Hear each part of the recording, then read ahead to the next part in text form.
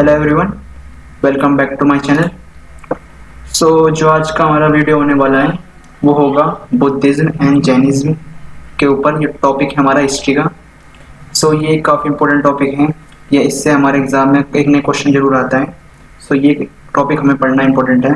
ये हमारे हिस्ट्री का मेरा पार्ट 3 है। इससे पहले 2 पार्ट बना चुका हूँ, आप उन्हें भी देख सकते हैं। जब हम स्टार्ट करते हैं बुद्धिज़्म एंड जैनिज़्म से। बुद्धिज़्म, ये बुद्धिज़्म एक धर्म है। इसका जो फाउंडर थे वो थे हमारे गौतम बुद्ध, जिन्हें हम गौतम बुद्धा कहते हैं। इनका जन्म 563 बीसी और मृत्यु 483 बीसी में हुआ था। जन्म स्थान था कपिलवस्तु लुम्बिनी गांव, और जहाँ मृत्यु स्थान था इनका कुशीनगर। ठीक है, तो इनका चाइल्डहुड नेम यानी कि बचपन का नाम इनका सिद्धार्थ हुआ करता था। इनके पिताजी का नाम शुद्धोधन था और ये शाक्य क्लैन से बिलोंग करते थे। इनके पिताजी शाक्य क्लैन के मुखिया हुआ करते थे। इसके बाद हम आगे बढ़ते हैं। इनकी माता का नाम माया देवी था, जो इनके जन्म होने के 7 दिन बाद इनकी मृत्यु हो चुकी थी। तो इनका जो पालन पोषण किया वो इनकी फोस्टर मदर प्रजापति गौतमी ने किया। इसके बाद हम आगे बढ़ते हैं तो हम देखते हैं कि इनकी जो पत्नी थी उनका नाम था यशोधरा। सिद्धार्थ यानी कि गौतम बुद्ध का जो विवाह था वो काफ़ी छोटी उम्र, सिर्फ 16 के वर्ष की उम्र में हो गया। इनका एक बेटा था जिसका नाम था राहुल। जो सिद्धार्थ हमारे गौतम बुद्ध, उन्होंने अपना गृह त्याग दिया था 29 की उम्र में। जो उनके पहले टीचर हुआ करते थे उनका नाम था अलर कलाम, और दूसरे टीचर थे रुद्रक। ये 2 इंपॉर्टेंट टीचर्स हैं इनके। इसके बाद आता है he get enlightenment at the age of 35 on the bank of river Niranjana. तो उन्हें जो ज्ञान की प्राप्ति हुई वो हुई थी 35 वर्ष की उम्र में। रिवर निरंजना यानी कि निरंजना जो नदी थी उसके किनारे उन्हें बैठकर अपने ज्ञान की प्राप्ति हुई, और वो था बैनियन पीपल ट्री यानी कि बनियान का पेड़ था। और वहाँ पे उन्होंने 6 साल तक लगातार ध्यान लगाया। यानी कि उस वक्त उनकी एज 29 साल थी और 6 वर्ष तक ध्यान दिया। उनकी उम्र 35 साल तक की उम्र तक वो अपना वहाँ पे ध्यान लगाते हैं। जो उनका पहला उपदेश था, फर्स्ट लेसन, वो था एट सारनाथ यानी कि सारनाथ में, जिसे हम धर्म चक्र परिवर्तन भी कहते हैं। इनके पहले लेसन को धर्म चक्र परिवर्तन कहा जाता है। तो जो पहले डिसिपल यानी कि उनके पहले शिष्य हुआ करते थे गौतम बुद्ध के, वो थे तपस्सु और वलीक। 2 हुआ करते हैं, तपस्सु और वलीक के इनके 2 पहले शिष्य हुआ करते थे। इन्होंने मैक्सिमम जो अपने उपदेश, सबसे ज़्यादा उपदेश जो दिए वो दिए सर्वस्तिक में, और इनका आखिरी जो उपदेश था वो था कुशीनगर में, बैंक ऑफ रिवर हीरयावती। ये एक रिवर है, इसके तट पर इन्होंने आखिरी अपना उपदेश दिया था कुशीनगर पे, जहाँ पे उनकी मृत्यु भी हुई थी। और ये इनकी जो लैंग्वेज यूज करते थे उसे कहते थे पाली लैंग्वेज। ठीक है। जो इनकी पहली first lady disciple of Buddha, जो इनकी पहली महिला शिष्य हुआ करती थी वो थी lover of Ajatashatru name Amrapali. कि इनका जो अजातशत्रु एक किंग था, उनकी जो प्रेमिका थी जिनका नाम अम्रपाली था, वो इनकी पहली लेडी डिसिपल थी, यानी पहली महिला शिष्य।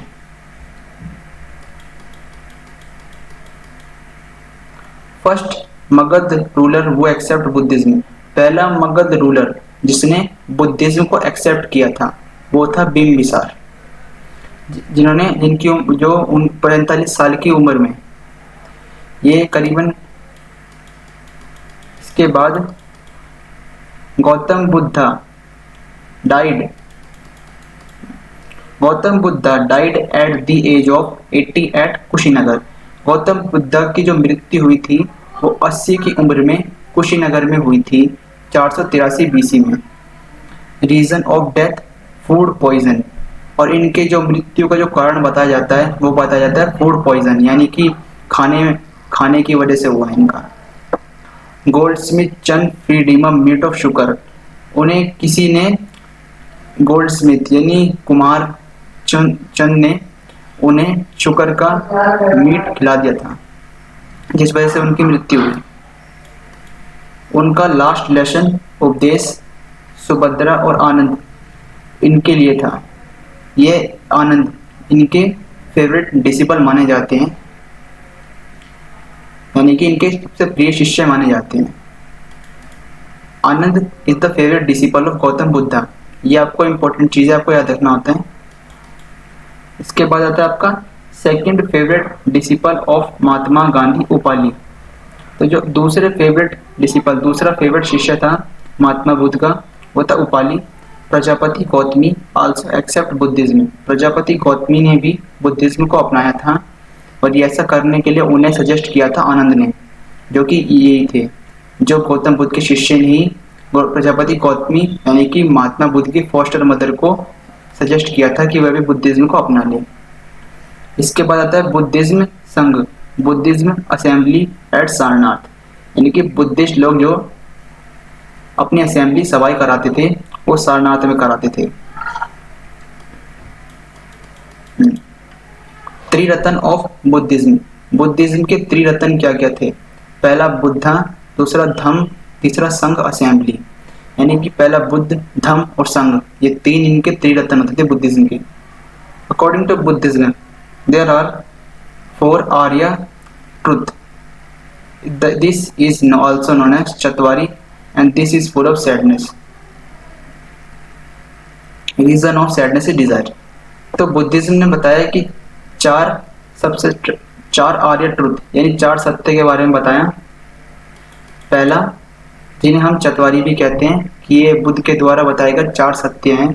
पहला है कि this world is full of sadness, ये पूरा विश्व दुख से भरा हुआ है। दूसरा है reason of sadness is desire, यानी कुछ हर कोई आदमी कुछ ना कुछ चाहता है, इस वजह से वो दुखी रहता है कि उसे ना मिल पाया। We can get happiness without desire, हम अपने कुछ बिना कुछ चाहे भी खुश रह सकते हैं।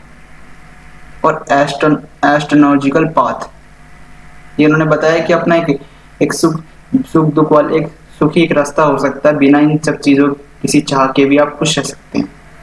There are 8 steps for happiness, यानी कि आपके 8 स्टेप्स हैं, 8 अलग अलग तरीके के आप खुश कैसे रह सकते हैं। बुद्धिज्म यानी बुद्धा ने बताया कि Buddhism religion not believe in God and soul, आत्मा, कि बुद्धिज्म रिलीजन होता है वो गॉड पे विश्वास नहीं करता है और वहाँ पे कोई आत्मा वगैरह पे विश्वास नहीं करता। बिलीव इन रीबर्थ, पर वो पुनर्जन्म पे विश्वास करता है। मोक्ष is the most important part of life, कि मोक्ष यानी अपनी खुद की सुख होता है, जो अपने मन की शांति, वो सबसे इम्पोर्टेंट होती है लाइफ में। बुद्धिज्म मिशनरी काशी, जब बुद्धिज्म का जो मिशन होता था उन्हें काशी कहते थे। काशी के अंदर 60 मेंबर्स थे। Buddhism maximum expansion in state Kaushal, जो बुद्धिज्म को मानने वाले सबसे ज़्यादा लोग थे वो कौशल नाम के राज्य में हुआ करते थे। इसके बाद हमारी बुद्धिज्म काउंसिल यानी बुद्धिज्म की सभाएं आती हैं। तो बुद्धिज्म जो काउंसिल हुई थी वो हुई थी हमारी 4। पहले बुद्धिज्म काउंसिल हुई थी राजगृह नाम की एक जगह पे हुई थी, केव सप्तकर्णी में, after death of Gautam Buddha की मृत्यु के बाद, जो हुई थी 483 बीसी में, जिसके अध्यक्ष थे महाकश्यप।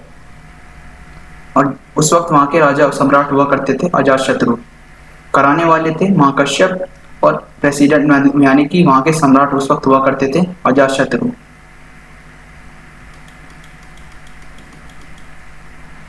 फिर दूसरी बुद्धिस्ट काउंसिल ये थी एट वैशाली 383 बीसी। दूसरी बुद्धिस्ट काउंसिल, दूसरी बुद्ध सभा वो हुई थी वैशाली में 383 बीसी में। अध्यक्ष कौन था? सब्बकामी, और उस वक्त सम्राट हुआ करते थे काल अशोक। थर्ड बुद्धिज्म काउंसिल, तृतीय बुद्धिस्ट सभा, ये हुई थी पाटलिपुत्र में 250 बीसी में। यानी कि ये पाटलिपुत्र में हुई थी 250 बीसी के वक्त। उस वक्त अध्यक्ष होता था मोगलीपुत्र तीस, जिसे उपगुप्त भी कहा जाता है। और उसे कराने वाले सम्राट कौन से सम्राट के राज में हुई थी? अशोका। फोर्थ बुद्धिज्म काउंसिल, चौथी बुद्धिस्ट काउंसिल, ये हुई थी कुंदलवन विहार, जो कि है कश्मीर में। वहाँ के प्रेसिडेंट उस वक्त अध्यक्ष हुआ करता था वासुमित्र, और वहाँ के जो राजा थे उस वक्त वो थे कनिष्क। ये करीबन 100 बीसी के लगभग उस समय पे हुआ था। आफ्टर फोर्थ बुद्धिज्म काउंसिल, बौद्ध रिलीजन डिवाइडेड इनटू 2 पार्ट्स। तो जो चौथी बुद्धिस्ट काउंसिल के बाद ये रिलीजन, बुद्ध रिलीजन 2 हिस्सों में बट गया। पहला था महायान, दूसरा था हीनयान। तो महायान के अंदर आता है middle Asia, example China, Japan. और हीनयान के अंदर आता है साउथ ईस्ट एशिया, जैसे कि श्रीलंका, थाईलैंड, इंडोनेशिया। ये मध्य एशिया के बीच में थे, और ये north east, south east side पे थे एशिया में। यानी कि साउथ ईस्ट में हमारी ये 3 कंट्रीज आती हैं, और मिडल वाले में ये 2 कंट्रीज आती हैं। इन संस्कृत लैंग्वेज, यानी कि महायान थे जो, वो संस्कृत लैंग्वेज में बिलीव रखते थे। ये रीबर्थ में बिलीव करते थे, यानी कि पुनर्जन्म वगैरह में बिलीव करते थे।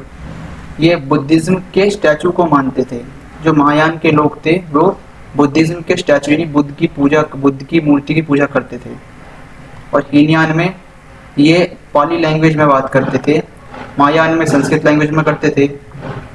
ये हीनयान में नॉट बिलीव इन रीबर्थ, ये लोग पुनर्जन्म में विश्वास नहीं रखते थे। हीनयान में वर्शिप ऑफ बुद्धिज्म सिंबल, ये लोग बुद्धिज्म सिंबल की वर्शिप पूजा करते थे। ये एक तरीका होता है महायान। महायान होता है मिडल एशिया, एम से मिडल, ए से एशिया। तो आप याद रख सकते हैं कि महायान मिडल एशिया के लिए है। ओके, सो इसके बाद आता है हमारे, हमने पढ़ लिया यहाँ तक महायान और हीनयान। तो इसके बाद अब हमारे पास कुछ इम्पोर्टेंट नोट, यानी कुछ इम्पोर्टेंट लाइन जो हमें याद रखना होता है कि 5th बुद्धिज्म काउंसिल की, जो हमारी 4 बुद्धिस्ट काउंसिल के बाद जो हमारी 5वीं बुद्धिस्ट काउंसिल हुई थी, वो हुई थी मैंडले। यानी कि ये म्यांमार के अंदर एक जगह है मैंडले, वहाँ पर 5वीं बुद्धिस्ट काउंसिल हुई थी 1871 में। और वहाँ के किंग थे किंग बिंडन ऑफ बर्मा। उन्हें किंग बिंडन ऑफ बर्मा, बर्मा यानी कि म्यांमार, वहाँ के किंग बिंडन थे, उन्होंने 5वीं बुद्धिस्ट काउंसिल कराए थे 1871 में। इसके बाद आता है कि followers of Buddhism divided into 2 parts, यानी कि जो बुद्धिज्म के फॉलोअर्स थे वो 2 पार्ट में डिवाइडेड थे। पहला था भिक्षु, one who left home for Buddhism, जो बुद्धिज्म के लिए घर छोड़ देता था। फिर था उपासक, one who stay home and follows Buddhism, जो घर पे ही रहता था और बुद्धिज्म को फॉलो करता था। इनकी मिनिमम उम्र 15 साल, यानी कि आपको बुद्धिज्म के लिए, ये उपासक बनने के लिए आपको कम से कम 15 वर्ष होना चाहिए था। 5 important incident and their symbol। तो ये कुछ इंपॉर्टेंट सिंबल्स हैं और उनके मीनिंग है। लोटस एंड बुल, ये इसका मीनिंग होता है बर्थ। हॉर्स यानी घोड़ा, घोड़े का मीनिंग होता है होमलेसनेस, क्योंकि जो बुद्ध, जब हमारे गौतम बुद्ध जब हमारे गृह त्याग कर रहे थे तो वो हॉर्स पे करके, हॉर्स मतलब घोड़े पे ही घर गृह त्याग किया था, इसलिए घोड़े का मीनिंग होता है होमलेसनेस, यानी कि गृह त्याग करना। बौद्ध ट्री, बौद्ध ट्री के नीचे उन्होंने ज्ञान की प्राप्ति की थी, इसलिए उसे एनलाइटमेंट, निर्वाण इसलिए यूज किया जाता है। इसका मीनिंग बौद्ध ट्री के लिए एनलाइटमेंट यानी ज्ञान की प्राप्ति के लिए यूज किया जाता है, जिसे निर्वाण कहते हैं। धर्म चक्र, धर्म चक्र उन्होंने लेसन दिया था एक, यानी कि उनका उपदेश का नाम धर्म चक्र हुआ था, इसलिए उसका धर्म चक्र का मीनिंग है लेसन। और स्तूपा, स्तूपा का मीनिंग है डेथ, यानी जब उनकी मृत्यु हुई थी तो उनके लिए स्तूप बनाए गए हैं, इसका मीनिंग होता है डेथ। तो ये उनके इंपॉर्टेंट सिंबल्स है, उनके मीनिंग है। ओके, सो यहाँ पर ये वाला बुद्धिज्म टॉपिक खत्म होता है और अब हम बात करेंगे जैनिज्म के बारे में। ओके, सो अभी जब हम शुरुआत कर रहे हैं जैनिज्म की, सो जैनिज्म जब शुरुआत होती है तो इसके फाउंडर हैं महावीर स्वामी, जिनका शुरुआत हुई थी 540 बीसी, और जैनिज्म का जो शुरुआत महावीर स्वामी ने की थी, इनका जन्म हुआ 540 बीसी और इनकी मृत्यु 468 बीसी में हुई थी। इनका बचपन का नाम, चाइल्डहुड नेम था वर्धमान। इनके पिता का नाम सिद्धार्थ था, माताजी का नाम त्रिशला था। त्रिशला जो थी वे लिच्छावी किंग की बहन हुआ करती थी। लिच्छावी किंग थे, उनकी बहन का नाम त्रिशला था, और वो महावीर स्वामी जी की माता हुआ करती थी, और उनके बचपन का नाम महावीर स्वामी का वर्धमान हुआ करता था।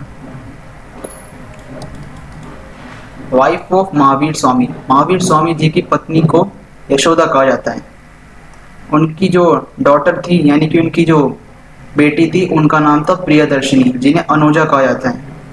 और उनके दामाद, यानी कि इनके पति जो थे, उनका नाम था जामली थे। वो पहले जैनिज्म के, जिन्होंने पहली बार जैनिज्म को अपनाया था, जैन धर्म को अपनाने वाले पहले व्यक्ति थे जामली। तो इनके टोटल तीरंकार ऑफ जैन 24, यानी टोटल जितने भी कुल मिला के सदस्य जो इन्हें मानते थे जैन धर्म को, वो 24 थे। पहले थे ऋषभदेव, जिनका सिंबल यानी कि चिन्ह होता है गोल्डन बुल। 23वें हैं पार्श्वनाथ, जो कि अश्वसेन के बेटे थे, जिनका सिंबल है यानी कि चिन्ह है नीला सांप, ब्लू स्नेक। और 24वें थे महावीर स्वामी, जिनका सिंबल है गोल्डन टाइगर, यानी कि सुनहरा शेर, सुनहरा चीता। Mahavir Swami left home at the age of 30। उन्होंने 30 वर्ष की उम्र में घर गृह त्याग दिया था। Enlightenment after 12 years of homelessness. उन्हें 12 साल बाद ज्ञान की प्राप्ति हुई, करीबन 42 वर्ष की उम्र में। Enlightenment of Mahavir Swami is known as Kevalya ज्ञान। महावीर स्वामी के ज्ञान की प्राप्ति उसे कहा जाता है केवल्य ज्ञान। ये इंपॉर्टेंट चीज है।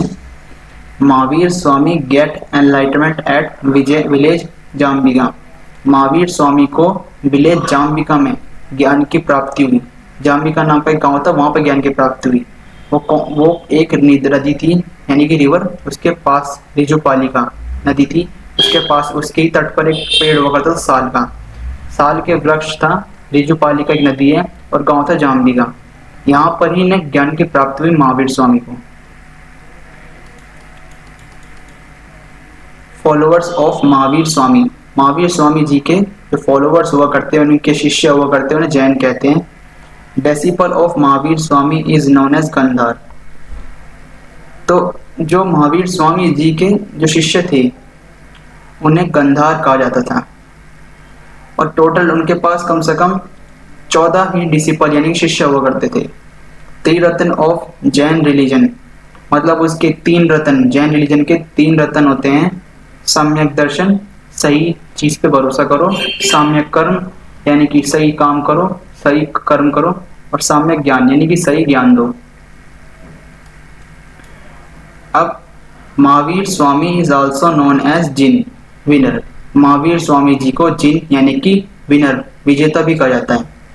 Mahavir Swami belongs to Gayatri clan. Mahavir Swami Gayatri clan, Gayatri कुल से बिलोंग करते थे।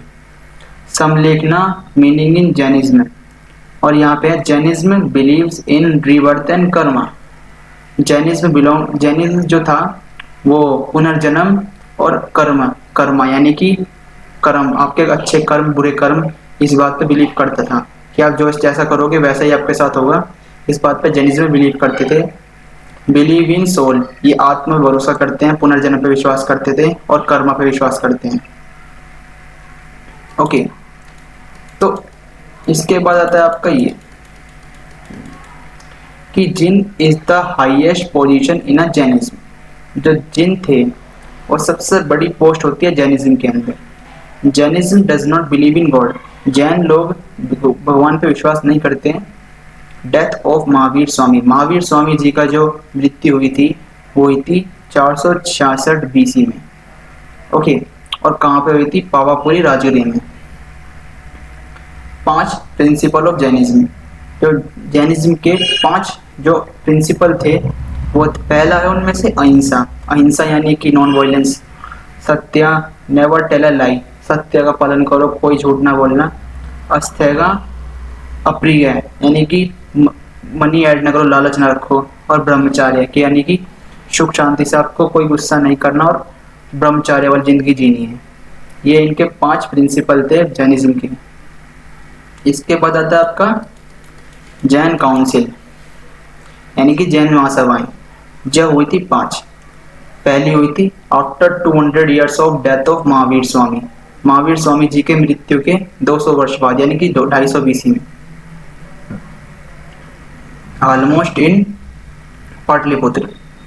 तो इस ये जो पहली इनकी महासभा हुई थी पाटलिपुत्र में, कराने वाले थे स्थूलभद्र, जो उस वक्त अध्यक्ष हुआ करते थे, प्रेसिडेंट कहते थे जिसे।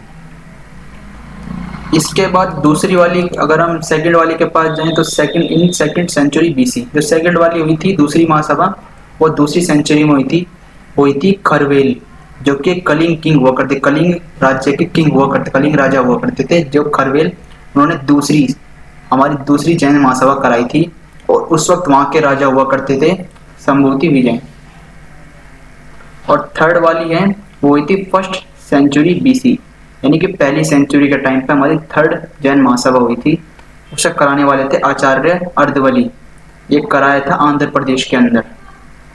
और हमारी जो इसके बाद आती है हमारी इन 400 AD यानी कि जो चौथी वाली हुई थी वो 400 AD के टाइम पर हुई थी। उस वक्त प्रेसिडेंट थे आचार्य सूरी यानी अध्यक्ष। और कहाँ पे कराई गई थी? वल्लभी, ये है सौराष्ट्र गुजरात में। और पांचवी हुई थी हमारी 5वीं सेंचुरी AD में। इसके प्रेसिडेंट थे आचार्य देवर्दी कशरमन, ये कराई गई थी वल्लभी में, जो भी है, जो कि सौराष्ट्र गुजरात, ये दोनों एक ही जगह कराई गई थी, 4th और 5th वाली। ओके, इसके बाद आता है आपका ये श्वेतांबर एंड दिगंबर। मगध के time, in 300 BC followers of Jainism divided into 2 parts, कि जो 300 BC के टाइम मगध में जैनिज्म के फॉलोअर्स 2 हिस्सों में बट गए। कुछ फॉलोअर्स कर्नाटक चले गए श्रवण बेलगोला में भद्रबाहु के साथ, भद्रबाहु भी एक किंग हुआ करते थे। कुछ फॉलोअर्स मगध में ही रुक गए स्थूलभद्र के साथ। ये 2 अलग अलग किंग हुआ करते थे जैनिज्म को फॉलो करने वाले 2 किंग थे। इनमें से कुछ फॉलोअर्स भद्रबाहु के साथ चले गए और कुछ फॉलोअर्स मगध में स्थूलभद्र के साथ रहने लगे। इनके chief minister CM meet with Bhadrabahu at Karnataka. इसके बाद after some times the followers of Bhadrabahu return to Magadh. कुछ समय बाद जो भद्रबाहु के जो फॉलोअर्स थे, जो कर्नाटक चले गए थे श्रवण बेलगोला में, वो मगध वापस आ गए। तो मगध जब वो लोग लौटे तो उनके और दूसरे लोगों के बीच में, जो दूसरे राजा के जो फॉलोअर्स थे, उनके बीच में कन्फ्लिक्ट यानी कि विवाद शुरू हो गया। क्योंकि और जैनिज्म 2 हिस्सों में बट गया और उन 2 हिस्सों के मालिक थे। उन 2 हिस्सों यानी कि जैनिज्म 2 हिस्सों में बट गया, श्वेतांबर और दिगंबर। ओके, तो श्वेतांबर में जो आते थे वो थे फॉलोअर्स ऑफ स्थूलभद्र। जो श्वेतांबर के जो लोग थे वे स्थूलभद्र के फॉलोवर थे, दिगंबर में भद्रबाहु के फॉलोअर्स थे। श्वेतांबर में जो लोग थे वो सफेद कपड़े पहनते थे और दिगंबर के लोग बिना कपड़ों के रहते थे। श्वेतांबर में लोग खाना खाते थे और दिगंबर में वे कोई खाना वाना वगैरह नहीं खाते थे। श्वेतांबर के लोग थे जो वे रिलीजियस किताबों में यानी धार्मिक ग्रंथों में विश्वास रखते थे और दिगंबर में कोई विश्वास नहीं रखते थे किसी भी धार्मिक ग्रंथ पर।